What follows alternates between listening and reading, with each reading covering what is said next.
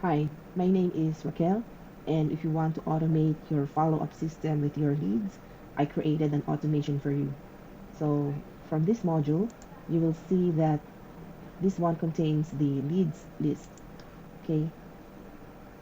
And then what you need to do is you need to update the column H. So for this one, I will select follow-up 3 days. So after selecting that, it will automatically send an email to your prospect. Okay, and then after that it will also update the second sheet, but it will contain the next action date, because from the first sheet you will see that there's no next action date. So let's try this automation. Okay, so I will click run once.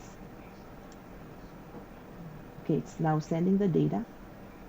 Okay, so this is going to be the indication that the process went smoothly. So let's check the email. Okay, so I think it's already here. Okay, so the email is the sample email is I wanted to check back about your interest regarding the service, the product. Okay, and then also it also has the button on of the call to action. Okay, and let's go to the next sheet. If it's updated, as you can see, this is the second sheet. It updated using the first sheet's information, but this time it contains the next action date. Okay, so I hope you enjoy this presentation. Have a good day.